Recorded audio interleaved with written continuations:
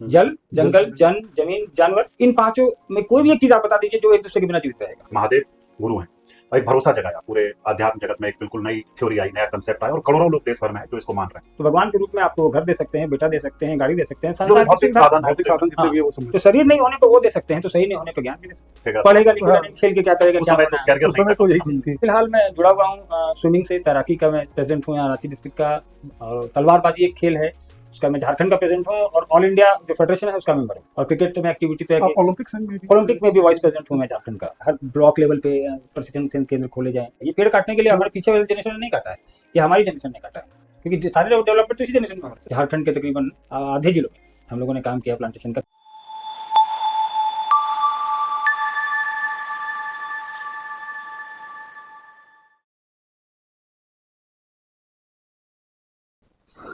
नमस्कार, जोहार। नमस्ते, जोहार। मैं मुकेश झा अपने सहयोगी श्री दिव्यांशु जी के साथ अपने पॉडकास्ट कॉटिल कनेक्ट में आपका स्वागत करते हैं। Thank you. हाँ, आज के हमारे गेस्ट हैं, हमारे मेहमान हैं श्री अर्चित आनंद जी, जो इन्वायरमेंट में काफ़ी काम कर रहे हैं, साथ ही बहुत सारे खेलकूद के संस्थानों से भी जुड़े हुए हैं, खेल के उत्थान के लिए भी काफ़ी काम कर रहे हैं, और साथ में एक आप बहुत बड़े शिव भक्त भी हैं। हम इनसे चर्चा करना चाहेंगे आज के पॉडकास्ट में इन सब पहलुओं के बारे में। तो सबसे पहले चाहेंगे हमारे गेस्ट अपना से एक संक्षिप्त परिचय दें और फिर हम लोग आगे बढ़ें। देखिए, नाम तो आपको पता ही है, लेकिन दर्शकों के लिए बता दें कि मेरा नाम अर्चित आनंद है। मेरा जन्म झारखंड में ही हुआ है। ये अलग बात है कि मेरे पिताजी प्रशासनिक सेवा में थे, तो उसके चलते बिहार झारखंड समूचे भ्रमण करना हुआ, उनके साथ बहुत जिलों में रहा हूँ, बचपन भी था। और जहाँ तक पढ़ाई लिखाई का सवाल है, स्कूलिंग मेरी पटना से हुई है, उसके बाद दिल्ली विश्वविद्यालय से मैंने ग्रेजुएशन के लिए पढ़ाई की वहाँ से। उसके बाद लेकिन जब पढ़ाई ख़त्म हुई हमारी, तो हमारा जो है पूरा फोकस, मेरी पूरी रुचि जो है वो सोशल एक्टिविटीज़ पे आके रुक गई। यहीं से हमारा जो है ट्रैक जो है बिल्कुल बदल गया। ना नौकरी की इच्छा थी, ना मैंने कभी प्रयास किया, और अब जो कर रहा हूँ आप लोग के सामने। मुकेश जी जैसा बता रहे थे कि स्पोर्ट्स और इन्वायरमेंट ये तो आपका प्राइम कंसर्न है जिसपे आप काम करते हैं, लेकिन एक जो अभी जैसा आपने कहा पिताजी के साथ, तो जो साहब श्री हरिंद्रानंद जी थे, और जो है उन्होंने एक पूरी ब्रह्मांड को कह लीजिए, विश्व को कह लीजिए, एक नया कंसेप्ट दिया कि महादेव गुरु हैं और एक भरोसा जगाया पूरे अध्यात्म जगत में, एक बिल्कुल नई थ्योरी आई, नया कंसेप्ट आया और करोड़ों लोग देश भर में हैं जो इसको मान रहे हैं। आपने अपने बचपन से ही पिताजी के साथ रहते हुए इन आध्यात्मिक पक्ष को भी देखा होगा, तो वो जो आपकी यात्रा रही पिताजी के साथ इन चीजों को समझते हुए, एक पिता और एक पुत्र के अलावा एक जो उन्होंने एक जो सिद्धांत दिया कि महादेव गुरु हैं, आपने भी महादेव को गुरु माना, उस सिद्धांत के बारे में थोड़ा सा आप हमको बताइए, और लोग जानना चाहते हैं कि आपकी दृष्टि में उस सिद्धांत को अब आप कैसे देखते हैं। देखिए, अगर हिंदुस्तान के परिप्रेक्ष्य में आप सोचिएगा, धार्मिक और आध्यात्मिक परिप्रेक्ष्य जो अब तक यहाँ चला आ रहा है, परिपाटी है, पूजा पाठ, मंदिर, ये तो हमारा सनातन का पाठ है। और सांसारिक गुरु, शारीरिक गुरु जो आज भी हैं, अब देखते होंगे सोशल मीडिया पर, परंपरा से भी होते हैं, कुछ फैमिली बैकग्राउंड से आते हैं, जिनका जैसे हम लोग कहते हैं कि हमारे कुल गुरु हैं, और इस तरह के लोग। लेकिन मैंने शुरुआत से देखा है साहब को, वो तो एक साहब के नौकरी के आने के बाद का पार्ट है, और जब हम लोग ने होश संभाला, उनको देखा है ये सब चीजें करते हुए। लेकिन शुरुआत के दिनों में जब उनके आप जाएंगे, तो उनकी जीवनी जो है वो काफी कुछ पहले से शुरू हो जाती है, जो आध्यात्मिक और धार्मिक रूप से काफी मतलब सबल थे। वो बचपन से ही पूजा पाठ करना, और 13-14 साल की उम्र से तंत्र मंत्र के प्रति उनका रुझान, और श्मशान जाना। बिहार में आरा में एक गांगी श्मशान है, वहाँ वो साधना करते थे। बिहार में एक सहरसा जिला है, वहाँ एक श्मशान है। उनके मेरे दादाजी, उनके फादर भी वहाँ जिला शिक्षा पदाधिकारी थे, तो उनकी पोस्टिंग के दरमियान भी वो वहाँ श्मशान जाया करते थे स्कूल के दिनों में। तो रुचि उनकी शुरू से रही, और बाद में कालांतर में जब वो नौकरी में आए, शादी हुई, उसके बाद से जो हम लोग ने देखा उनको कि पूजा पाठ तो एक सामान्य आदमी करता है, तो वो भी शुरुआती दिनों में करते थे, लेकिन धीरे धीरे उन्होंने पूजा पाठ जैसी पद्धति से थोड़ा सा अलग हटके महादेव के बारे में, उन्होंने जो कॉन्सेप्ट उनका था कि महादेव जब भगवान के रूप में पूरी दुनिया को, पूरी सृष्टि को सब कुछ देते हैं, और पुस्तकों में भी लिखा है, उनको जगत गुरु कहते हैं, तो बेहतर ये होगा कि हम गुरु के रूप में उन्हीं को स्वीकार करें, क्योंकि शारीरिक गुरुओं के सानिध्य में साहब बहुत दिन रहे, लेकिन उनकी जो अभिलाषा थी या उनकी जो समझ थी, जो उनकी खोज थी, वो वहाँ पूरी नहीं हो पा रही थी। तो उन्होंने कहा कि जब मेरा इधर नहीं पूरा हो पा रहा है, तो जब महादेव गुरु का काम करते ही है तो हम उनको ही गुरु मान के देख। तो धीरे धीरे जब उन्होंने ये चीजें अपने अंदर शुरू की, लोगों को नहीं बताते थे शुरू में वो, तो 3 फेज है इनके इस शिव के गुरु स्वरूप इस पूरी से यात्रा का हाँ, जो तो जिसको कि साहब ने 3 सूत्र के माध्यम से कहते हैं कि 3 सूत्र ये करो शिव से जुड़ने का, उनके गुरु स्वरूप से जुड़ने का। अगर 3 तरह की चीजें वो, जैसे मुजफ्फरपुर में एक तुर्की जगह है, तो कहते हैं कि शिव जैसे पंचाक्षर मंत्र है नमः शिवाय, हम लोग भी करते हैं, पहले से भी करते आ रहे हैं, सदियों से ये चलता आ रहे हैं। लेकिन उस दिन अचानक साहब को श्वास पे आया कि नमः शिवाय श्वास पे करना है। उसके पहले कई तरह के मंत्र जाप करते थे, लेकिन साहब ने उसके बाद इन चीजों को छोड़ दिया और नमः शिवाय को अपना मूल मंत्र बना लिया कि हम शिव की का ध्यान या अपने गुरु का ध्यान, उनका नमन इसी मंत्र से करेंगे, क्योंकि शिव को तो महादेव का मंत्र माना ही जाता है, वो पंचाक्षर मंत्र है भी। उसके बाद धीरे धीरे आगे जब वो मधेपुरा जिले में थे, पोस्टिंग हुई उनकी, हम लोग भी छोटे थे, वहाँ स्कूल में पढ़ते थे, तो वहाँ जब गए तो वहाँ इनके साथ सहरसा जिले में जो लोग स्मशान में जाते थे साधना करने, इन्होंने मजिस्ट्रेट के रूप में जब पदस्थापित हुए मधेपुरा में, तो वहाँ लोगों को खोजना शुरू किया कि वो लोग हैं कि नहीं जो पुराने लोग थे। तो उसमें से कुछ मिले इनको, जो बाद में वहाँ, अब तो काफी समय के बाद वो लोग व्यवसायी थे, कोई नेता था, ढूंढ के साहब ने 3-4 लोगों को बुलवाया अपने पास और उन लोग को बताया कि अरे देखिए, हम तो महादेव को गुरु मान लिए, बस शमशान नहीं जाते, आप लोग भी मान लीजिए महादेव को। तो वहां से जो शुरुआत हुई साहब की लोगों को जोड़ने की, अब महादेव से, उनके गुरु स्वरूप से, और देखिए आज हमको लगता है पूरी दुनिया में फैला हुआ है, और तकरीबन गिनती तो नहीं है लेकिन 5 करोड़ से अधिक लोग ऐसे हैं जो शिव के गुरु स्वरूप से जुड़े हैं और साहब के अनुसार जुड़े हैं। जो उन्होंने जो इसके लिए जो व्याकरण तय किया, जो उन्होंने 3 सूत्र दिए, उसका पालन करते हुए लोग जुड़े हैं। एक मुझे लगता है कि इस जो साहब श्री ने जो ये कंसेप्ट दिया, इसमें ये था कि महादेव के प्रति लोगों की श्रद्धा और आस्था तो सदियों से थी, उन्होंने एक संबंध में इसको परिवर्तित किया, गुरु और शिष्य का संबंध। तो वो जो एक आस्था और श्रद्धा थी, वो भरोसा जो था वो और थोड़ा बढ़ा लोगों का, और ये उन लोगों के लिए भी सुविधाजनक है जिनके पास बहुत सारे संसाधन नहीं है, साधन नहीं है। आप देखेंगे कि आजकल लोग जाते हैं, केदारनाथ जा रहे हैं, बद्रीनाथ जा रहे हैं, या और भी ऐसे जो मंदिर हैं जा रहे हैं, लेकिन साहब ने एक व्यवस्था दी कि अगर आपके पास संसाधन की अनुपलब्धता है तो आप घर में बैठ करके भी नमः शिवाय का जाप करके भी महादेव के उतने ही आत्मीय हो सकते। तो ये मुझे लगता है कि इसकी एक सबसे बड़ी बात थी जिसकी वजह से इतनी बड़ी संख्या है। बिल्कुल, उसमें आप देखेंगे एक साहब की चर्चा कभी सुनेंगे या किताब में भी उन्होंने लिखा है कि हर वो व्यक्ति जो धरती पर आया, वो यह पात्रता रखता है कि महादेव को अपना गुरु बना सके। तो हर वो व्यक्ति में तो वो भी आता है जो जंगलों में रहता है, वो भी आता है जो अमेरिका के शहर में पैदा हुआ है, वो भी आता है जो अफ्रीका में पैदा हुआ है, और हम भी आते हैं जो यहाँ पैदा हुए। तो पात्र तो हो गए, हम धरती पर आए, हम पात्र हो गए, क्योंकि महादेव की बनाई दुनिया है और उसी ने मुझे भेजा है। अच्छा, उन्होंने अपने को भी शिष्य कहा, उन्होंने ये नहीं कहा कि मैं गुरु हूँ, कभी नहीं। शिष्य गुरु की परंपरा में उन्होंने कहा कि गुरु महादेव है। हमने तो आपको बताया है कि महादेव को गुरु बना लो, तो हम तो आपके गुरु हो ही नहीं सकते हैं, गुरु भाई हैं, अपने को गुरु भाई कहा। हाँ, गुरु भाई हैं, और वही कॉन्सेप्ट आज भी चल रहा है उनका जो दिया हुआ है। तो इन्होंने मतलब कोई वर्जना नहीं रखी। एक सबसे बड़ी बात की आप देखेंगे कि जितने गुरु भाई गुरु बहन हैं, उनसे जब आप पूछेंगे तो कहते हैं कि नमः शिवाय करने के लिए तो कोई स्नान करने की आवश्यकता नहीं, जब बैठे हो, जहाँ हो, जिस परिस्थिति में हो, जिस स्थिति में हो, वहाँ नमः शिवाय कर लो। साहब ने ये नहीं कहा कि आपको दीक्षा की जरूरत है, साहब ने ये नहीं कहा कि आप उपवास करके आइए हमारे पास। तो मतलब कि आप जिस परिस्थिति में जैसे हैं, जहाँ हैं, ये 3 काम जो साहब ने कहा है कि महादेव से दया मांगो, उनको नमन करो, और लोगों को भी बताओ कि महादेव आप मेरे गुरु हैं, आप भी मान सकते हैं। जिसको 3 सूत्र कहते हैं, वो 3 सूत्र के नाम से ही प्रचलित है, और साहब ने उसको लिखा भी है अपनी पुस्तक में भी, और बोलते भी हैं हम लोग। तो चूंकि जब साहब थे, अब तो खैर उनका शरीर नहीं रहा, विचार है और उनकी जो स्मृतियां हैं वो हैं, लेकिन जब साहब थे तब भी आप व्यवस्थाओं को, जब लोग आयोजन होता था तो उसमें आपकी बड़ी भूमिका रहती थी, उसको संभालने में और लोगों के साथ संवाद करने में। जो लोग उस समय आते थे शुरुआत के दौर में, जब लोग, जो आपने मधेपुरा का जिक्र किया या सहरसा में, खास करके मुझे लगता है कि मिथिलांचल का वो इलाका जो था वो साहब की पहली प्रयोग भूमि रही, तो जो लोग शुरुआती दौर में आते थे उनके मन में क्या कभी कुछ आपने देखा कि कुछ संशय था? बाद में जब साहब के पास नियमित आने लगे तो वो संशय दूर हुआ? देखिए, संशय तो शुरुआती दौर में था। जैसे साहब ने जब लोगों को कहा कि महादेव को गुरु बना लीजिए, तो कई लोगों ने कहा कि महादेव तो गुरु ही है, इसको बनाना क्या है। गुरु स्वरूप पे संशय कभी नहीं था।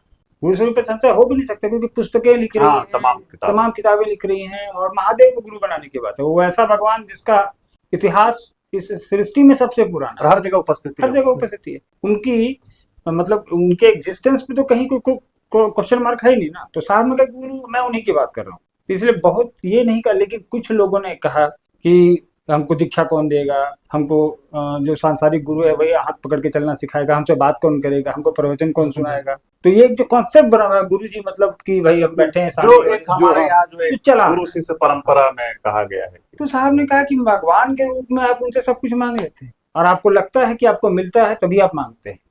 तो भगवान के रूप में आपको घर दे सकते हैं, बेटा दे सकते हैं, गाड़ी दे सकते हैं, जो भी संसार की भौतिक सुविधा, साधन है, भौतिक साधन जितने हाँ। भी है वो सब मिलता तो शरीर नहीं होने पर वो दे सकते हैं, तो सही नहीं होने पर ज्ञान भी दे सकते हैं, और जगत गुरु मार्गदर्शन भी कर सकते हैं। मार्गदर्शन भी कर सकते हैं। और जगत गुरु के रूप में ऑलरेडी उनकी चर्चा हर जगह है, व्याप्ति नहीं हो पाई इस स्वरूप की। तो साहब ने कहा कि बस फर्क कुछ नहीं है, हम जब दुनिया के सबसे अच्छे स्कूल में हमारा निःशुल्क एडमिशन हो सकता है, तो हम किसी स्कूल में फीस देके क्यों डोनेशन जाएं? उसमें भी फीस नहीं बल्कि ये तो डोनेशन देके क्यों जाए। साहब ने किसी को रोका नहीं। साहब ने तो यहाँ कहा कि यहाँ तक कहा कि आप जिसकी पूजा करते हैं करते रहिए, आप किसी धर्म के हैं उससे हमको कोई मतलब नहीं। यहाँ तो गुरु और शिष्य की परंपरा है, इसमें धर्म और धार्मिक आधार तो हो ही नहीं सकता, और शिव तो सबके हैं।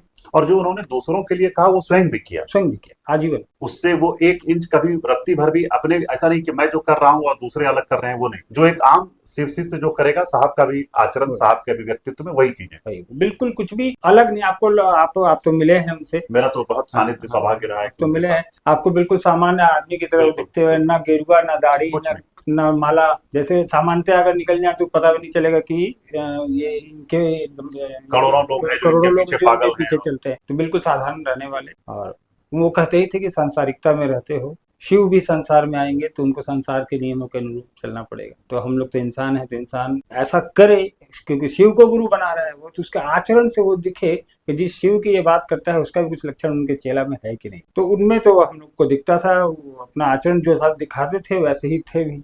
मुझे लगता है कि आप चूंकि पुत्र के नाते भी और एक तरह से बाद के दिनों में आप उनके सहयोगी के नाते भी, दोनों तरह से बहुत करीब रहे। हम लोग जब भी मिलते थे तो लगता था जिसके पीछे की करोड़ों लोग पागल हैं, और भौतिक चीजों के प्रति उनकी अपनी कोई आसक्ति नहीं थी। ऐसा नहीं कि सुविधाएं, ऐसा नहीं कि वो बिल्कुल ऐसा नहीं था कि यात्रा करने के लिए या और भी चीजों के लिए, लेकिन बहुत आसक्ति नहीं थी भौतिक चीजों के प्रति। मैंने उनको देखा है कि किसी टूरिस्ट स्पॉट पे गए तो कमरे से नीचे नहीं उतरे, जबकि लोगों की एक स्वाभाविक जिज्ञासा होती है कि वहां जाए। महादेव के शिष्यों के साथ, अपने लोगों के साथ रहना, संवाद करना, मुझे लगता है ये उनकी दिनचर्या भी थी और उनकी जीवन शैली भी थी। इससे इधर बहुत भौतिक चीजों को लेकर के आ सकते। तो क्या आपको कभी कभी नहीं लगता था कि थोड़ा सा ये, आज के आप युवा थे या आज भी आप युवा हैं, तो आपको नहीं लगता था कि ये ग्रामर थोड़ा ज्यादा कठिन हो रहा है? देखिए, एक अनुशासन बड़ा सख्त था उनका। एक तो हम लोगों ने बचपन से देखा है, ये हमारे फैमिली का थोड़ा बैकग्राउंड भी ऐसा है कि हमारे ग्रैंडफादर भी अधिकारी थे, उनके पिताजी, मतलब साहब के पिताजी, और एजुकेशनल बैकग्राउंड रहा है। और एक ग्रेस कह सकते हैं भगवान ऊपर वाले का, कि जो परंपरा हमारे यहाँ चली आ रही है, नौकरी में इतने लोग भी हमारे यहाँ रहे, उन्होंने अपनी पूरी नौकरी बड़ी ईमानदारी से की। तो बचपन से ऐसे माहौल में हम लोग रहे ना, जहाँ की दाहिने बाएं के पैसे का कोई स्कोप नहीं था। तनख्वाह पे जीने वाले लोग, तनख्वाह के हिसाब से नौकरी पेशा लोग थे, नौकरी पेशा लोग, सैलरी आती थी। तो बचपन से भी जीवन हम लोग का बहुत विलासतापूर्ण नहीं रहा, लेकिन कमी भी नहीं रही। कमी इसलिए नहीं रही कि अधिकारी के पुत्र थे, और दूसरा पारिवारिक पृष्ठभूमि भी आपकी अच्छी है, समृद्ध परिवार, किसान परिवार से है, तो वो अभाव में कभी हम लोगों ने जिया नहीं। और साहब शुरू से ही कहते थे, या हमारे दादाजी भी, अनावश्यक चीजों में व्यय न किया करिए। ये बचपन से हम लोग का लालन पालन उसी माहौल में हुआ, इसीलिए बहुत ज्यादा आकांक्षाएं भी नहीं थी कि हमें ये गाड़ी चाहिए या वो चाहिए। लेकिन साहब ने, और दीदी मेरी माँ जो थी, वो तो खुद बहुत बड़े जमींदार परिवार की पलामू की रहने वाली, बिल्कुल, तो उन्होंने भी यहाँ करके चीजों को बड़ा सलीके से हैंडल किया। इसलिए हम लोग के मन में ऐसी इच्छाएं कभी पनपी नहीं, आज भी नहीं पनपती हैं। साहब कहते भी थे कि अरे चीज़ों को महादेव से सीधे जोड़ देते थे, कि जिस महादेव की तुम बात करते हो उसकी जीवन शैली जरा देख लो। ठीक है, वो ये नहीं कहते थे कि महादेव का चेला जो है कमंडल उठा ले, जब महादेव का चेला भगवा धारण कर लिया, भाव में ही जिए, ऐसा बिल्कुल नहीं। हाँ, ऐसा नहीं कहते थे। आप सांसारिकता में रहते हुए, आप जो काम कर रहे हैं करते रहिए, आप नौकरी कर रहे हैं बिल्कुल करिए, आप व्यवसाय कर रहे हैं बिल्कुल करिए, उसी में अपनी इस जीवन शैली में महादेव को थोड़ी जगह दे दीजिए, गुरु स्वरूप से जुड़ जाइए। कोई समय नहीं, आप डेली 10 मिनट के लिए भी याद कर लीजिए अपने गुरु को, भगवान के रूप में याद करते ही हैं। तो साहब का अपना जीवन जो था, पूरे जीवन में उन्होंने नौकरी में तनख्वाह अच्छी मिलती है, क्लास 1 अधिकारी थे तो मिलती थी। तो अपना पैसा आने वाले शिव शिष्यों पे खर्च करना, उनके भोजन पे, उनके भोजन पे, तमाम, उनके आवासन पे, किसी के पास भाड़ा नहीं है तो तो उसको उसको भाड़ा दे किराया देना, दिया। कभी कपड़ा नहीं है तो अपना कपड़ा दे दिया। फिर भी कहते थे मेरा जो है ना, मेरी अव्यवस्था में व्यवस्था है, इसलिए चिंता मत करो। और ये हमको बड़ा इंस्पायर करता था साहब का हमेशा। पटना में साहब रहते थे, 2 कमरों का सरकारी क्वार्टर था। पटना राजधानी में क्वार्टर की कमी होती है। एक कमरे में साहब रहते थे और एक कमरे में 40-40 शिव शिष्य सोते थे, 40, उसी में हम लोग भी। और उनका भोजन भी वही हो रहा है। उसमें भोजन भी वही हो रहा है, चर्चाएं चल रही हैं, कौन सो रहा है, कौन कब जग रहा है, और मतलब जीवन एक लगता ही नहीं था कि कोई समस्या है, यहाँ पे चल रहा है। साहब उसी में इन चीज़ों को आगे लेके आए और आज आप देख ही रहे हैं। उनको कभी व्यवस्था ने पकड़ा नहीं, कभी उनके मन में कोई लालसा नहीं। पूरे जीवन में उन्होंने अपने नाम से 1 कट्ठा जमीन नहीं खरीदी, पूरे देश में कहीं उनके नाम से कोई घर नहीं है। उनके पास 2 बैंक अकाउंट थे, एक पेंशन अकाउंट था जो, एक और अकाउंट था उनका, उसके अलावा कोई खाता नहीं उनका, कोई इनकम टैक्स की लायबिलिटी नहीं, कोई सरकार की लायबिलिटी नहीं, कोई लोन नहीं। उनको देखकर आपको सीखने को मिलेगा। अच्छा, साधना के चूंकि वो बहुत उच्च स्तर पे थे, उनकी अपनी सिद्धियां थी, उनकी अपनी साधना थी, हालांकि बहुत उसका प्रदर्शन नहीं करते थे। वो सिर्फ ये जो नमः शिवाय का जाप करना या 3 सूत्र जो था, इसी के आसपास केंद्रित उनका विचार था। अपनी साधना को कभी उन्होंने दूसरों को दिखाने का, प्रदर्शन का कभी जरिया नहीं बनाया। उसके बावजूद उनको मैंने अध्ययन करते बहुत देखा। किताबों के बड़े शौकीन थे। देश भर में अगर कहीं कोई नया साहित्य रचा जा रहा है, चाहे वो धार्मिक हो, सामाजिक, सांस्कृतिक हो, वो मंगवाते थे, पढ़ते थे। वो जो रीडिंग हैबिट था, वो मुझे लगता है कि चूंकि आपने जैसा बताया, तो आपके फैमिली ट्रेडिशन में सारे लोग किताबों के। हाँ, सारे लोग एजुकेशनल बैकग्राउंड रहा है। मेरे पिताजी के जो दादाजी भी थे, वो बहुत ही हाईली क्वालिफाइड, और जब अंग्रेजों के ज़माने में उनकी मृत्यु हुई थी तो बिहार का उस समय एक ही कमिश्नर, 2 कमिश्नरी बिहार में हुआ करते थे अंग्रेजों के ज़माने में। एक कमिश्नरी के सारे मिशनरी स्कूल 3 दिन बंद रहे थे। ये उनके ऑनर में, उनके ऑनर में, कि इतना मेरिटोरियस स्टूडेंट मेरा, जिसमें हैजा प्लेग बहुत चला था ना एक समय, उसी दौरान उनकी डेथ हुई थी। तो वो एजुकेशनल जो है ना, वो चला आ रहा है हमारे घर में, सारे लोग तो पढ़ने की पढ़ने एक वाले। परंपरा से। अब एक साहब से जुड़ा हुआ एक ये सवाल है कि अब चूंकि साहब का शरीर नहीं है और आप पूरी व्यवस्था को देख रहे हैं, आज और बड़ी संख्या में उस विचार के प्रति लोग जुड़ रहे हैं। साहब के रहते तो जुड़े ही थे, नए लोग जो है, नए लोगों के बीच में इस विचार का, चूंकि ये इतना आसान है, इतना सरल है कि ये किसी तरह की बहुत डिमांडिंग ये विचार नहीं है। लोगों को लगता है महादेव के पास जुड़ने का।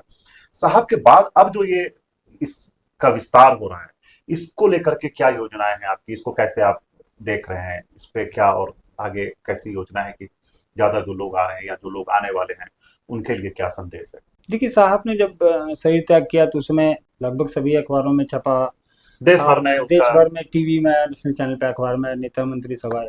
खैर वो तो स्वाभाविक है। आपको ध्यान होगा उस समय कई मीडिया हाउसेज ने ये चलाया था, हेडलाइंस में आपके अखबार में छपा था कि अब साहब के बाद कौन, साहब के बाद कौन देखेगा, साहब के बाद कौन देखेगा।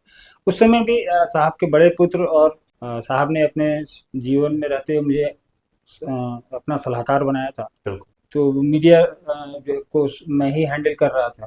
तो हर जगह हमने यही कहा कि साहब ने एक बात हमेशा कही है कि देखो, जो करेगा वो पाएगा। और साहब ने किसी एक आदमी के ऊपर व्यवस्था नहीं छोड़ी।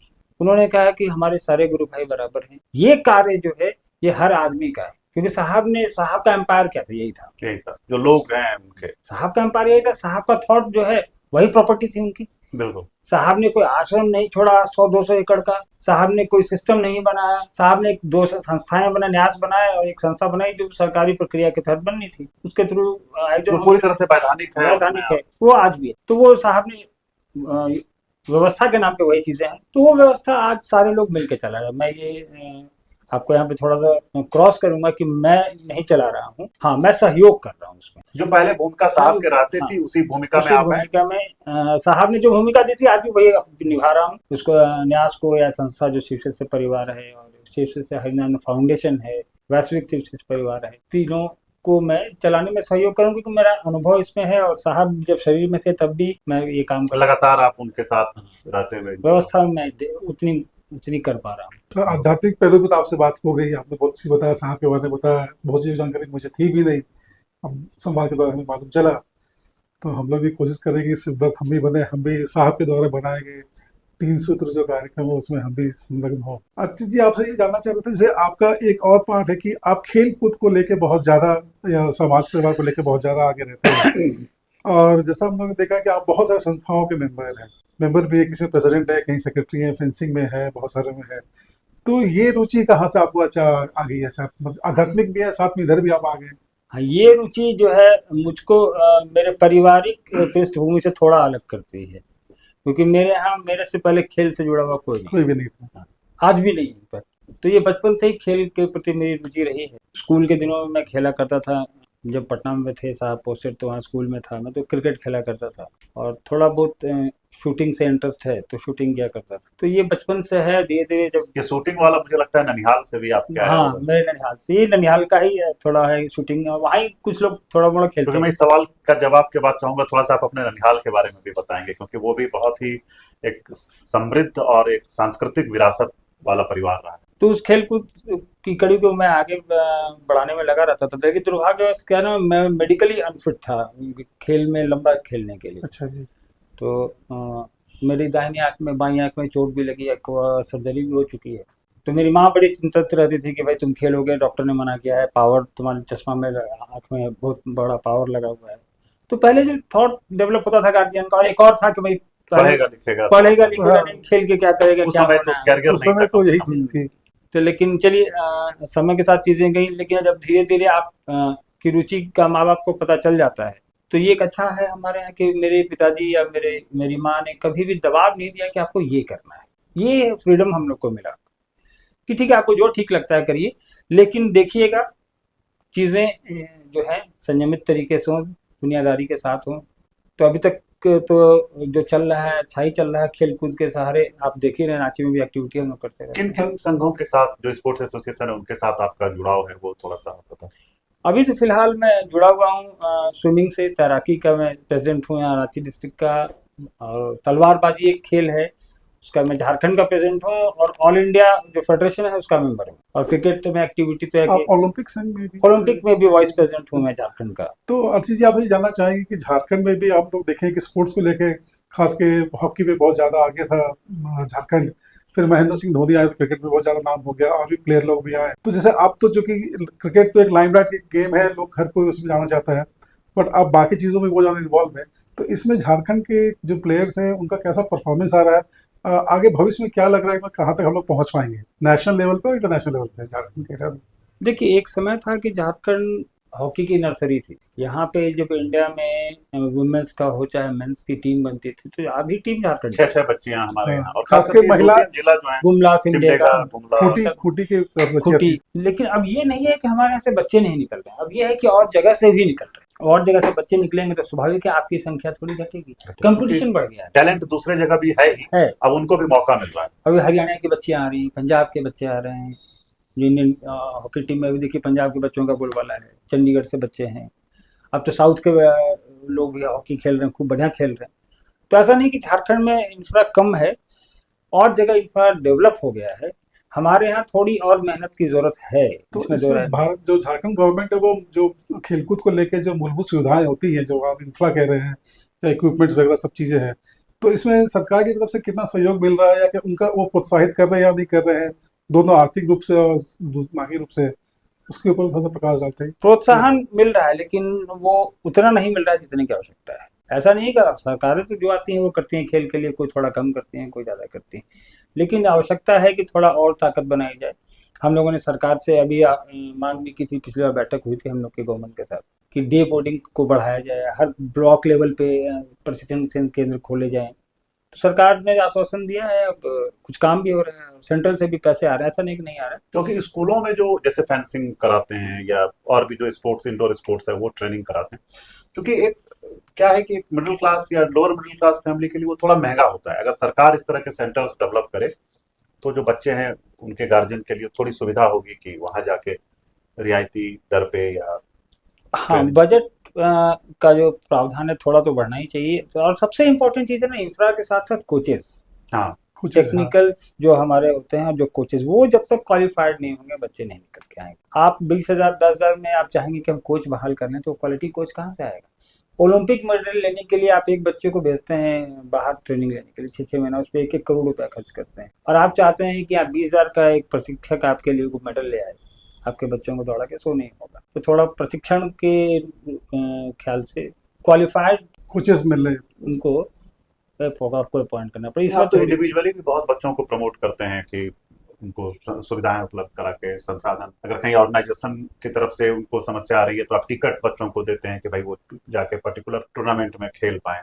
इसका मतलब है कि बच्चों के अंदर टैलेंट तो है सर, बिल्कुल है। अभी आपको मैं बताऊं, झारखंड स्टेट का स्विमिंग चैंपियनशिप जमशेदपुर में हुआ था, और रांची के बच्चे स्विमिंग पूल में स्विमिंग करते हैं, जमशेदपुर के बच्चे पूल में स्विमिंग करते हैं, जामताड़ा के बच्चे आए थे भाई साहब, आप आश्चर्यचकित रह जाएंगे, जो वहाँ पे नदी में और डैम में तालाब में और यहाँ आकर के उन्होंने जो पूल वाले बच्चे थे उनको पछाड़ दिया, और वो मेडल लेके गए, अच्छी खासी संख्या में मेडल लेके गए, और वहाँ एक आदमी बच्चों को तालाब में सिखा रहा है। तो मतलब आप कहिए कि वो तो बिल्कुल अनऑर्गेनाइज्ड तरीके से हाँ, उनकी ट्रेनिंग, और राज्य स्तर पे मेडल मिला है उनको राज्य सरकार प्रोत्साहन राशि देगी, पैसे तो मिले। बच्चों में टैलेंट है, इसका बच्चों में मतलब टैलेंट नहीं, ग्रामीण बच्चे जो है वो बिल्कुल। खास करके जब सुविधाओं का अभाव है और अच्छी कोचेस का अभाव है। सुविधाएं हैं भी तो रांची जमशेदपुर जैसे शहरों में, अब जामताड़ा, दुमका, गुड्डा, पाकुड़, सिमडेगा वहाँ पे है नहीं, तो क्योंकि रांची और जमशेदपुर, धनबाद जैसे शहरों में तो एक थोड़ा सा कल्चर है, और यहाँ पे सरकार फोकस भी करती है थोड़ा, राजधानी है, बड़ा शहर है, अच्छे स्कूल जो है वो भी कर स्कूल रहे हैं। है, कंपनियां हैं, इनके कॉर्पोरेट हैं यहाँ पे। तो हम लोगों को इस स्पोर्ट्स को ग्रामीण क्षेत्रों तक लेके जाना बहुत जरूरी है। टैलेंट तो टैलेंट तो वहीं पे है, तो उसके लिए भी आप कुछ काम जरूर कर रहे होंगे। बिल्कुल, हम लोग ग्रामीण क्षेत्र में करते हैं। अभी आप और मांझी के कम से कम 20 गांव में हम लोग फुटबॉल के लिए हर साल बच्चों को प्रेरित करते हैं, कम से कम 2-2, 3-3 टूर्नामेंट कराते हैं बच्चे, ताकि इसमें से निकल के बाहर आए, डिस्ट्रिक्ट लेवल पे खेलें, नेशनल पे जाएं। क्रिकेट तो भी कराते हैं, लेकिन क्रिकेट में क्या है कि इतने सारे लोग हैं कि वहाँ हम लोग जैसे लोगों की सपोर्ट की जरूरत नहीं वो है। तो हर कोई खेल रहा है। क्रिकेट का एक बेसिक बना हुआ है तो उसमें बच्चे आ भी जा रहे हैं, लेकिन फुटबॉल है, हॉकी है, खास करके फेंसिंग है, स्विमिंग है, तो इसमें तो अभी अभाव है, ग्रामीण स्तर पे संरचनाओं का अभाव है। ये सब में क्या है कि इनका एस्टेब्लिशमेंट थोड़ा महंगा आता है। स्विमिंग के लिए पूल चाहिए 50 मीटर, फेंसिंग के लिए आपको हॉल चाहिए, ओपन में नहीं कर सकते आप, और उसके जो फिर जो एक्सेसरीज है वो सब इलेक्ट्रॉनिक डिजिटल हो गए हैं। अच्छा, आर्चरी भी एक आज के तारीख में काफी हैपनिंग गेम्स है, उसमें भी काफी बच्चे आ रहे हैं। आर्चरी में तो आज ही मैं पढ़ रहा था कहीं कि इंडिया में इतनी अच्छी इसकी ट्रेनिंग होती है कि फॉरेन के बच्चे यहाँ करने। फिर भी अफसोस है कि पिछले 2 बार से हम लोग मेडल नहीं ले पा रहे ओलंपिक में, ये एक हम लोग के लिए। अच्छा जी, हमारे पड़ोसी राज्य उड़ीसा में उन लोगों ने बहुत अच्छा किया कि हॉकी, विमेंस हॉकी को लेके उन लोगों ने उसको पूरा स्पॉन्सर भी किया, पूरा मैचेस भी वहीं पे करवाया था, डेडिकेटेड स्टेडियम बनाया था। तो जैसे आप तो इतने संघों के साथ जुड़े हुए हैं स्पोर्ट्स के, तो किसी पर्टिकुलर की स्पोर्ट्स को लेके, अदर देन क्रिकेट, किसी स्पोर्ट्स को लेके हम लोग उसी तरह से अगर यहाँ पे झारखंड में विकसित कर रहे हैं, जैसे आर्चरी कह रहे हैं, आर्चरी में दीपिका कुमारी अच्छा कर रही थी, और उसके बाद हम लोग हॉकी में कर ही रहे हैं, बाकी छोटे छोटे गेम्स जो है, हैंडबॉल है, तो इस तरह का हम लोग यहाँ पे डेवलप नहीं कर सकते क्या झारखंड में?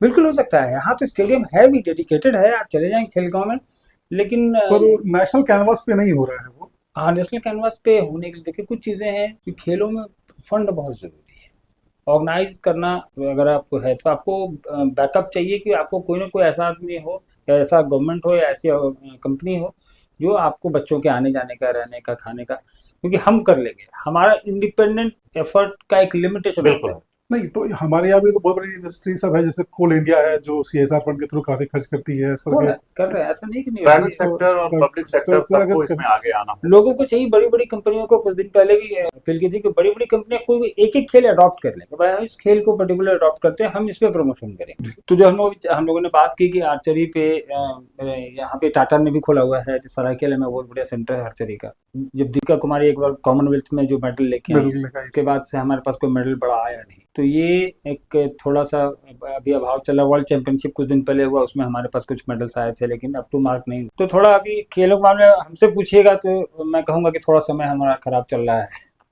इसको ठीक हम लोग तो चूंकि आप प्रतिनिधित्व करते हैं संघ, खेल संघों का, तो हम लोग आपको कह सकते हैं कि इस पे आप ध्यान दें। और हाँ, कुछ चीज ऐसे हैं जिसमें हम लोग को भी ध्यान देने की जरूरत है। हमारे पास है फुटबॉल की चर्चा आपने की, फुटबॉल में इंडिया का रैंकिंग वर्ल्ड में है ही नहीं कहीं पे, बिल्कुल 50 के अंदर भी नहीं है, 100 के आसपास भी है नहीं, 100 से बाहर ही हमको लगता है। जबकि हर गांव में आज भी फुटबॉल, हर गांव में फुटबॉल, बिहार, उड़ीसा, झारखंड, ये बंगाल में तो फुटबॉल का क्रेज है भाई साहब, लोग साउथ में केरला में है, गोवा में, और हमारे पास वो कोई इंटरनेशनल लेवल का कोई चैंपियनशिप का कुछ भी नहीं है कि फोटो तमगा की इंडियन टीम वहां तक पहुंची हो। तो ऐसे कई गेम हैं जो पॉपुलर हैं, लेकिन हमारे पास वो या तो इंफ्रास्ट्रक्चर नहीं है या ट्रेनिंग हम उस तरह से नहीं ट्रेनिंग दे पा नहीं है। और इंफ्रा तो देखिए, फुटबॉल तो आप गांव ग्रामीण क्षेत्रों में बिल्कुल जाएंगे, उसमें किसी बहुत कहीं इंफ्रा की जरूरत नहीं है। वो बारिश में बच्चे फुटबॉल खेलते हैं, आप और बांस का गोल पोस्ट बांस बना का के गोल उसी में पोस्ट बना के, और हजारों की भीड़ रहती है। इस बात में लोग छाता लगा के देखते सबसे रहते हैं। कम खर्च भी उसी में था, बस एक गोल एक बॉल होती है, 22 प्लेयर खेलते रहते और हैं। हमारे पास रिजल्ट नहीं आ पा रहा है ये, लेकिन आएगा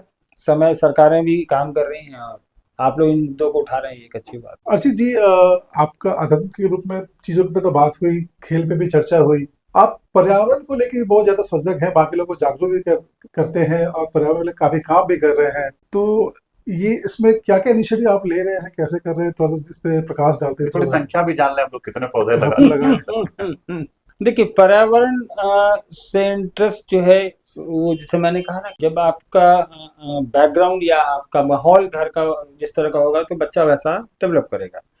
मुझे याद है कि हमारे दादाजी खुद अधिकारी थे, वो घर में घूम घूम के बिजली के स्विचेस बंद करते थे। उस समय जिस समय हाँ। की एनर्जी एफिशिएंसी पे और कंजर्वेशन हम पे लोग इतनी छोटे चर्चा थे। नहीं होती थी। और अगर किसी के कमरे की बत्ती जली रह गई या आप कमरे से निकले और आपका बल्ब जलता रह गया, तो दादाजी आपको वापस बुलवाते थे और आपसे ही बंद कराते। और फूल पत्ती, और बैकग्राउंड तो गांव का ही है ना, तो दादाजी को भी फूल पत्तियों में शौक, साहब को भी शौक। और मेरी माँ तो झारखंड के पलामू के घने जंगलों में रहने वाली, उसको तो ऐसे ही प्रकृति से प्रेम था। तो बचपन से ऐसा माहौल मिला। सरकारी क्वार्टर जहाँ गए हम लोग को मिलता था, सरकारी तो क्वार्टर में जी। कैंपस, हरियाली, फूल पत्ती और ये सब रहता ही था। तो वहां से एक रुचि बचपन से रही हम लोग के प्रति, कि पर्यावरण में देखा हम लोगों ने पौधों को कटते हुए, जंगल कटते हुए।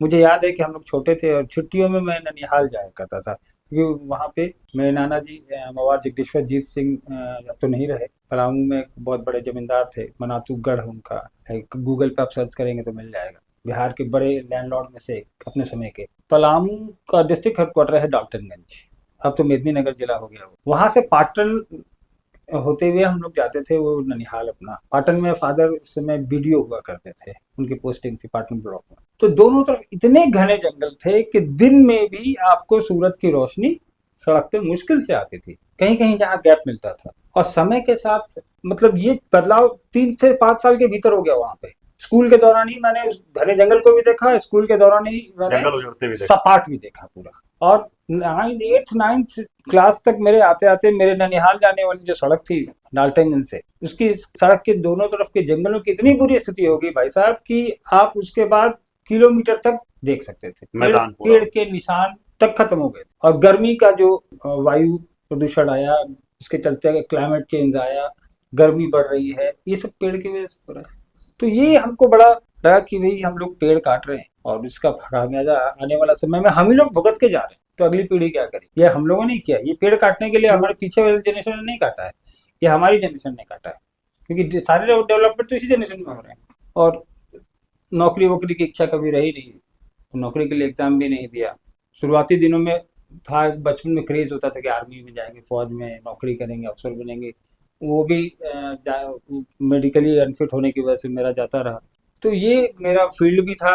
कॉलेज से निकलने के बाद हम लोगों ने एक एनजीओ ज्वाइन किया और उसके माध्यम से कोई भी काम करने के प्लेटफॉर्म चाहिए। ऑर्गेनाइजेशन। उस एनजीओ के माध्यम से हम लोगों ने पेड़ लगाने शुरू किए। सबसे पहला पेड़ लगाना और वाटर कंजर्वेशन, पानी, दोनों एक दूसरे के पूरक हैं। और उस पे हम आज से मुझको लगता है 25 साल हो गए मुझे काम करते हुए, लगभग। मतलब कॉलेज पास किया मैंने और उसके बाद से शुरू कर दिया। और हमको मन भी लगा। और मेरे लिए एक अच्छा क्या है ना, कि कहा जाता है कि आपका शौक अगर आपका व्यवसाय भी बन जाए, पैशन अगर प्रोफेशन बन जाए तो पैशन अगर प्रोफेशन बन जाए तो सोने पे सुहागा हो जाता है। तो मतलब आपका जो प्रोफेशन है किससे मिलता जुलता है क्या? मिलता ही नहीं, बिल्कुल वो सेम है। क्योंकि अच्छा। अब क्या है ना, सरकार उस समय तो पेड़ लगाने वाले को, एनजीओ वालों को ही लोग समझते थे कि इनके पास कोई काम नहीं है, ऐसे चले आते हैं।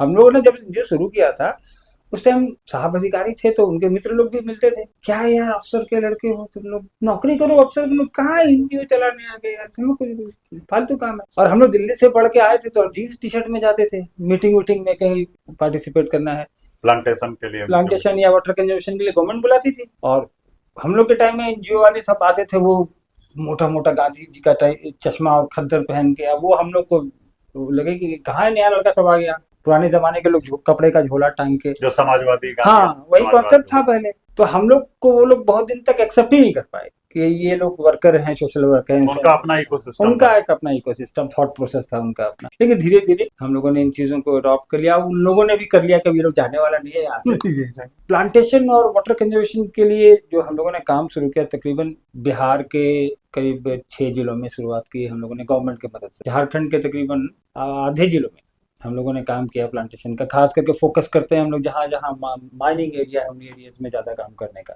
रांची है, धनबाद है, चतरा है, कोडरमा है। इन जिलों में सबसे ज्यादा डिफॉरेस्टेशन भी हुआ। हाँ, तो इन एरियाज में हमने प्लांटेशन का काम किया और अभी भी कर रहे हैं। वाटर कंजर्वेशन पे तो हमने इतना काम किया पूरे झारखंड में कि धनबाद में पूरे डिस्ट्रिक्ट में हम लोगों ने वाटर बॉडीज कम से कम बनाए होंगे 500 पौंड हमने सिर्फ 500 एक, हाँ सिर्फ धनबाद में। और बाकी तो वाटर कंजर्वेशन के लिए हम लोगों ने 3 ब्लॉक में वहाँ काम किया धनबाद में। और इतना वाटर कंजर्वेशन हमने कराया कि आप आज से 3 दिन पहले अखबार में पढ़े होंगे कि धनबाद का वाटर लेवल इंडेक्स जो है, ग्राउंड वाटर टेबल, ऊपर आ गया। तो रिचार्ज हुआ और वो ऊपर आ गया। तो जब तक रिचार्ज नहीं करेंगे आप पानी को, बारिश तो रांची में कितनी हुई अभी, पिछले लोगों ने तो कहा कि पिछले 50 साल में इतनी, रिकॉर्ड तोड़ दिया है। बिल्कुल इस बार ज्यादा।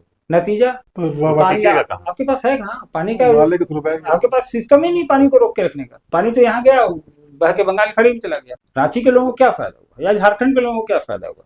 क्योंकि पठारी इलाका है तो यहाँ से जमीन के पानी नीचे भी गिरा। जो पानी जा रहा है वो लंबे दूरी तक चला जा रहा है। यहाँ से गिरा और यहाँ से ट्रैवल करते हुए बाहर चला गया। तो हम लोग पहले भी ट्रेनिंग में गए तो उसको सीखा है। ऐसे वाटरशेड पे हम लोगों ने लंबी लंबी कॉन्फ्रेंसेज अटेंड की हैं, बाकायदा प्रशिक्षण लिया है हम लोगों ने। और कहा ये टेक्निकल जॉब है कंप्लीट, ये ऐसा नहीं है कि आप कुदाल नाला बना दिया और कर दिया, वो कंप्लीट पढ़ना पड़ता है। तो वो जरूरी, वो बहुत आवश्यक है। वाटर कंजर्वेशन में क्या है ना, पानी को हम लोग कहते हैं एक मतलब यहाँ के लैंग्वेज में, दौड़ते हुए पानी को चलना सिखाना है, चलते हुए पानी को रुकना सिखाना है। तभी पानी आपको जमीन के अंदर ले जा पाएगा, और जमीन के अंदर जाएगा तभी आपको मिलेगा। ग्राउंड वाटर रिचार्ज और प्लांटेशन दोनों एक दूसरे से जुड़ी हुई चीजें हैं, क्योंकि जो प्लांट होता है वो भी वाटर बियरिंग कैपेसिटी होता है, वो भी जमीन पे मॉइस्चर को बनाए रखने में बड़ा योगदान देता है। तो पानी और पर्यावरण दोनों एक दूसरे से जुड़ी हुई चीजें हैं। पानी, पर्यावरण, सर पेड़ अगर न रहे, जिस दिन पेड़ खत्म हो जाएंगे धरती से तो बारिश खत्म हो जाएगी। बारिश खत्म, पानी खत्म, पानी खत्म तो लाइवलीहुड का ही पूरा संकट पूरा है सर। हम लोग 5 ज बोलते हैं अभी भी, वो फंडा कहाँ। आज कितना भी लोग कॉन्फ्रेंस कर लीजिए आप से, अमेरिका में जाके और रेडिसन ब्लू में और ताज में एसी हॉल में बैठ के कॉन्फ्रेंस हम लोग कर लेते हैं, और वहां पे खा खींचते हैं, ऐसे करेंगे ऐसे करेंगे। आप प्रैक्टिकल नॉलेज जाइए गाँव में, 5 ज। आप एक इंसान की जरूरत, जंगल, जन, जमीन, जानवर, जल, 5 ज हो गए। जल, जंगल, जन, जमीन, जानवर। इन 5 में कोई भी एक चीज आप बता दीजिए जो एक दूसरे के बिना जीवित रहेगा, नहीं रह सकता। नहीं रह सकता, ये तो सही। तो इन 5 का प्रोटेक्शन बहुत जरूरी है। और जब यही चीजें नहीं रहेंगी तो धरती का कोई मतलब ही नहीं है फिर। अर्षित जी, अभी तक कितना पेड़ आप वैसे लगा चुके होंगे? जितने 25 साल का करियर जैसा बता रहे हैं, अनुमानतः? हम लोग कई तरह से पौधे लगाते हैं। एक तो अपने एफर्ट से लगाते हैं, अपने पैसे से लगाते हैं, और उसको एक गवर्नमेंट के मदद से लगाते हैं, एक हम लोग अपने एनजीओ की तरफ से लगाते हैं। जो पेट्सी है आपका, पेट्सी है जो हमारा, या पापा की भी जो साहब की संस्था है वो भी उनके करती तरफ है। से अभी भी। अरे उनका तो प्लांटेशन ड्राइव अभी हमको लगता है माँ का, इनका तस्वीर आप देख पा रहे होंगे, इनका जन्मदिन है 27 जुलाई को, और इन्होंने शरीर त्यागा था 2005 में, 17 जून को। 27 जुलाई को इनकी स्मृति में हम लोग हर साल वृक्षारोपण करते हैं, और पूरे देश में नहीं, देश से बाहर भी करते हैं। तो साहब की वो जो मुहिम थी उसको हम लोगों ने तकरीबन, हमको लगता है कुछ नहीं तो 75 लाख से ऊपर पेड़ हम लोगों ने उसके साथ 75 लाख पेड़ लगा चुके हैं। और एक अच्छी चीज क्या है कि हम लोग लगाने के साथ साथ ना उसके प्रोटेक्शन के लिए भी लोगों को प्रेरित करते हैं कि आप उसको प्रोटेक्ट करिए, उसको देखभाल करिए। और जहाँ तक मेरा ऑर्गेनाइजेशन है पेट्सी, जिसके सेक्रेटरी भी हैं, ये तो पूरे देश में काम करती है, और ये ज़्यादातर गवर्नमेंट के कोऑर्डिनेशन में काम करती है। तो हम लोगों ने पेट्सी के माध्यम से अभी कर रहे हैं आप, और इसको थोड़ा हम लोगों ने कॉमर्शियलाइज भी कर दिया है। गवर्नमेंट प्रोजेक्ट्स भी हम करते हैं, क्योंकि अब लैंडस्केपिंग और प्लांटेशन और मेंटेनेंस के काम गवर्नमेंट्स बड़े लेवल पे करती है। गवर्नमेंट भी जागरूक हुई है मतलब इन चीजों हाँ, को लेके। बहुत। और जब से ये सरकार, माननीय मंत्री हैं हमारे केंद्र के नितिन गडकरी जी, वो बड़े एक्टिव हैं। नेशनल हाईवेज और स्टेट हाईवेज पर भी प्लांटेशन, वो माइंड ब्लोइंग, वो खुद एक सड़क की निगरानी करते हैं ऑनलाइन, और पेड़ों के लिए खास करके है। और अब कई संस्थाएं बन गई हैं जो ग्रीनरी पे ध्यान दे रही है, नेशनल ग्रीन ट्रिब्यूनल है, वो वहां से तुरंत चिट्ठी भेजता है कि आपने इतने पेड़ काटे हैं भैया, इसके बदले इतने लगाइए, और उसको मॉनिटर भी करता अब तो है। माइनिंग में भी कर दिया गया है कि जो माइनिंग में कर दिया। तो पेप्सी को हम लोगों ने गवर्नमेंट के साथ भी कोरिलेट कर दिया है। गवर्नमेंट के साथ कोरिलेट करने का है नतीजा कि पेप्सी में भी तकरीबन हमको लगता है पिछले 20 साल से हम लोग काम कर रहे हैं पेप्सी के बैनर पे, झारखंड में 2000, हाँ 2000 से काम कर रहे हैं। झारखंड बनने के ठीक पहले से पेप्सी झारखंड में काम कर रही है। तो हम लोगों ने कम से कम 1 करोड़ से ऊपर पौधे लगाए हैं, जिसमें कि हमको लगता है कि 4 से 5 लाख पौधे तो खाली आपके रांची में लगाए, शहर में भी। शहर में और शहर के बाहर भी। आप अनगढ़ा चले जाएं, बुंडू चले जाएं, चानो चले जाएं, चारों तरफ जितना मैंगो प्लांटेशन है वो सारा हमारा किया। वो भी आपको क्लस्टर दिखाई देगा, और नेशनल चैनल पे हमारे ऊपर कई डॉक्यूमेंट्री बनी है हमारे क्लस्टर पे, और काफी लोगों ने पसंद किया है काम। एक जो बीच में बात हम लोगों ने की, अभी भी आपने किया, एक मवार साहब के साथ चूंकि आप नाती, जैसे पापा के साथ आप रहे होंगे, तो उसी तरह मवार साहब के साथ तो नाना नाती का संबंध था। थोड़ा सा उनके बारे में आप, मतलब नाती और नाना का संबंध, और उसके अलावा एक सामाजिक दृष्टि से जो उन्होंने आपको देखा, तो वो थोड़ा सा आप बताते, क्योंकि उनकी पर्सनालिटी इतनी दमदार थी, और पलामू में जो उनकी शख्सियत थी वो तो पूरे अखंड बिहार में आप कह लीजिए तो अपने समय के नामचीन लोगों में से आते थे। हाँ, तो आपने कैसे देखा उन्हें, क्या पाया? देखिए नाना जी से के साथ बचपन से मेरा बड़ा लगाव था, क्योंकि नाना जी को एक चीज थी कि उनको नेचर से उनको बहुत लगाव, जानवरों से बहुत लगाव। वो जब मैं ननिहाल है वहाँ जाते तो काफी बड़ा कैंपस, बहुत बड़ा, अब तो गिर गया, पुराना घर था लोगों ने वो और हर जगह की वही स्थिति नया है। नया बनाया। लेकिन कैंपस इतना बड़ा कि हम लोग छोटे में अगर वहाँ पे चोर सिपाही अगर बच्चे खेल रहे हैं तो एक बार जो सुबह चोर बन गया फिर रात तक चोरी रहता था, मतलब ढूंढ ही नहीं पाए बच्चों को कहाँ कौन कहाँ छिप गया, और उसको पकड़ा ही जाना है लास्ट में। तो सोचिए कितना बड़ा घर रहा होगा। मैं लेकिन क्या करता था ना कि जैसे नाना जी के पास 1,000 गाय थी, बकरियां थी, बत्तख, मुर्गी, मैंने वो जो पालने वाले जितने भी पालतू जितने भी जानवर हैं। थे वो सब।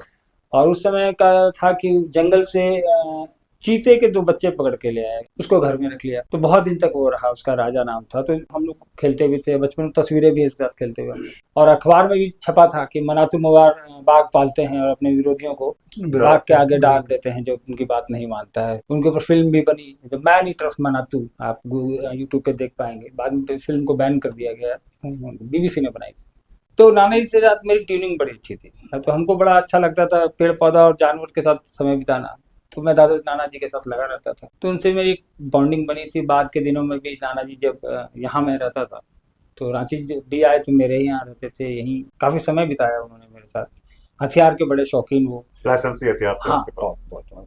और बच्चों में एक मैं ही था जिसको कि वहाँ पे क्या था ना, ननिहाल में हमारे शूटिंग कंपटीशन होती थी, तो बच्चों में एक मुझे ही अलाउड था कि एक राइफल इसको मिलेगी और उससे ये फायर कर पाएगा। तो सब लोग मिलते थे कि एक लाइन से, उसमें मेरे पिताजी भी हुआ करते थे निशानियां लगाने वालों में। उनको भी शौक काफी हथियार का है, पिताजी को भी था, क्योंकि सेवा भी उनकी ऐसी ही थी। तो उसमें ट्रेनिंग वगैरह में भी शायद उनको उस समय करना पड़ता हाँ, ट्रेनिंग में लोग करना पड़ता है। और नाना जी का व्यक्तित्व खुद बहुत अच्छी भाषा के जानकार, हिंदी उर्दू पे उतना ही पैरेलल कमांड उनका, और बहुत मृदु भाषी। उनके ऊपर जितनी भी फिर डॉक्यूमेंट्री बनी या पेपर रिलीज हुए, जो भी लोगों ने लिखा उल्टा पुल्टा अखबार है। आम धारणा के विपरीत एक बहुत ही एकदम विपरीत, काइंड हार्टेड आदमी का बहुत। और कभी भी हमने अपने जीवन में उनको किसी को थप्पड़ मारते नहीं देखा। जो इतना खौफ उनका बनाया हुआ था लोगों को के मन में कि भाई मनातू मवार के पास अब जाएंगे तो पता नहीं क्या हो जाए। क्या हो जाएगा, उनको मैंने थप्पड़ मारते अपने जीवन में नहीं देखा किसी को। जैसा आप बता रहे, बहुत ही सॉफ्ट स्पोकन और कायदे से, बहुत और तमीज से लोगों तब से बहुत तमीज से, भाषा अच्छी थी, और बहुत ही क्या कहिएगा उसको, बहुत अच्छे जानकार, हाथ देखते थे, एस्ट्रोलॉजी। तो और पापा से भी उनकी ट्रेनिंग, उनके अपने सभी दामादों में साहब के साथ उनकी ट्रेनिंग खूब जमती थी, क्योंकि दोनों आदमी आपस में बैठ के चर्चा, महादेव के ऊपर, कभी तंत्र मंत्र के ऊपर चर्चा करते थे, और ट्रेनिंग काफी रहा, साहब को बहुत मानते भी थे। साहब ने भी मैंने देखा है कि कई बार अपनी चर्चाओं में भी या साहित्य में भी उन्होंने मवार साहब का सम्मान के साथ, बड़ा अदब के साथ उन्होंने जिक्र किया है। तो वो दोनों की ट्यूनिंग ही थी जो हाँ, बार बार मतलब मैंने कहा तो कि यार रांची भी आते थे वो, तो यहीं रहते थे, और कई बार तो हम लोग इतने कहते नाना जी अब 2 दिन और थोड़ा सा रुक जाइए, आपको फूल दिलवाते हैं बढ़िया, देखें फलाना नर्सरी में, तो गुलाब के फूल के लिए 2 दिन रांची रुक जाते। नहीं, 1-2 बार मेरा भी उनसे मिलना हुआ है। तो ये आज की जो बातचीत थी, इसमें कई पक्ष थे, अध्यात्म से लेके क्रिकेट और फिर प्लांटेशन से लेके मवार साहब तक। लेकिन इसको हम लोग जारी रखेंगे, एक और नए एपिसोड पे पॉडकास्ट में अर्चित जी के साथ बैठेंगे, तो और भी बहुत सारी चीजें हैं जो सामाजिक सांस्कृतिक जीवन से जुड़ी हुई हैं, इनके व्यक्तित्व से जुड़ी हुई हैं, वो करेंगे। लेकिन आज के लिए इतना ही, सब बहुत बहुत धन्यवाद। बहुत बहुत धन्यवाद, आभार।